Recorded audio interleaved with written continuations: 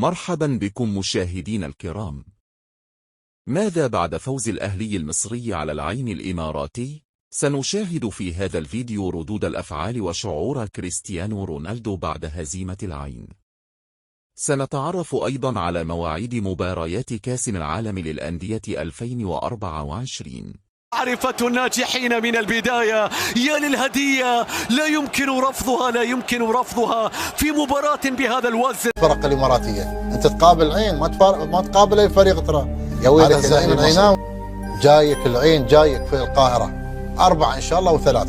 الله الله الله، قارة جدا، ولكن داخل المستطيل الاخضر مفيش يا ام ارحميني، مفيش خالص، مفيش اخواتي. يا للقطة يا للقطة، وسام ابو علي، صارت الكرة عرضية يا رب. خدوا بالكم الزعيم العيناوي جايلكم وده الوضع امسامة خروس. شوف المتابعة، شوف الهدف العالمي والقاري الذي كان بإنهاء خيالي. علي الحرام ديني علي حرام دي وديني ومعاه حنفوز وإن شاء الله. لقطة هدف ثالث لمصلحة النادي الأهلي. أفشا تقدم بيلعب له كرة. الله، دقيقة العيناوي يقول وابوي شنو مباراة الهلال؟ احنا ورانا بطولة قارية يا رجال. ريح بس ريح. عربية يعني كاس افريقيا واسيا والمحيط الهادي، والله جبارين المصريين، جبارين. كم لكم عيون؟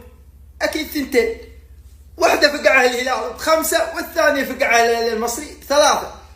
والقاري الذي كان بإنهاء خيالي. قبل المباراة أنا أقول لك بكرة اللي بتشوفه غير اللي تسمعه. في الكرة شوفوا الهبوة. الله أنا مفارقة هذا الحي، تعي معي، أنا نقلع عليك عين وأنتي تقلعي لي عين ونعيش عور إحنا الاثنين. من جهته صرح كريستيانو رونالدو بأنه كان يتمنى أن يلعب مع تلك الكوكبة من أندية العالم، لكنه خرج بعد الهزيمة من العين الإماراتي، ولكنه سعيد لأن الأهلي أخذ بالثأر وفاز على العين بثلاثية. كما صرح مدرب باتشوكا أنه يتمنى مقابلة الأهلي المصري، فهل سيتخطى الأهلي هذا الحاجز ويواجه ريال مدريد في النهائي، أم سيكون لكرة القدم رأي آخر؟ بطولة عالمية تجمع في ثوبها الجديد المدجج بالمجد والمال، فإلى ذلك اليوم دمتم على خير.